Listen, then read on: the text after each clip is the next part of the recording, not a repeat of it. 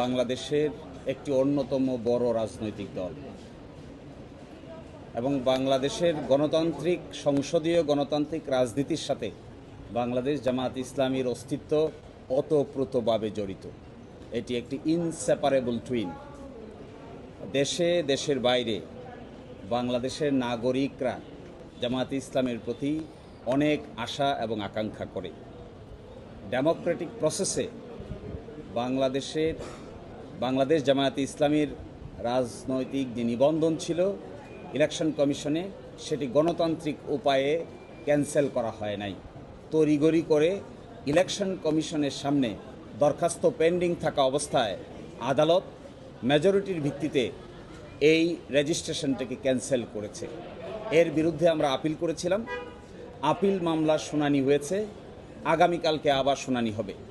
আজকে শুনানিতে মূল কথাটা যেটি এসেছে তার প্রথম ছিল যে প্রক্রিয়ায় আমাদের হাইকোর্ট বিভাগ এই নিবন্ধন ক্যান্সেল করেছে, বাতিল করেছে, এই প্রক্রিয়াটি মূলত ইলেকশন কমিশনের সামনে বিচারাধীন ছিল, বিবেচনাধীন ছিল। ইলেকশন কমিশনের সামনে বিবেচনাধীন কোনো বিষয় আদালত এইভাবে ক্যান্সেল করতে পারে না। এটিকে ইংরেজিতে বলে প্রিম্যাচিওর। আর সেকেন্ড কথা হলো, যারাই রিট পিটিশন দায়ের করেছিলেন তাদের কোনো লোকাল স্ট্যান্ডাই নাই।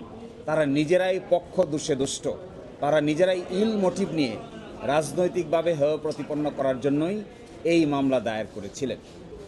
আর সর্বশেষ আমরা বলেছি যে গণতন্ত্রে এইভাবে জামায়াত ইসলামীর মতো একটি গণতান্ত্রিক রাজনৈতিক দলের নিবন্ধন বাতিল করে দিয়ে মূলত বাংলাদেশের রাজনীতিতে একটি অনিশ্চয়তা তৈরি করা হয়েছিল, যা নাকি ডেমোক্রেটিক প্রসেসকে ক্ষতিগ্রস্ত করেছে। এই আর্গুমেন্টগুলোর ভিত্তিতে আমাদের আপিল বিভাগ আপিলের বিষয়ে একটি সিদ্ধান্ত উপনীত হবেন বলে আমরা আশা করি এবং আগামীকালকে বাকি অংশ শুনানি হবে।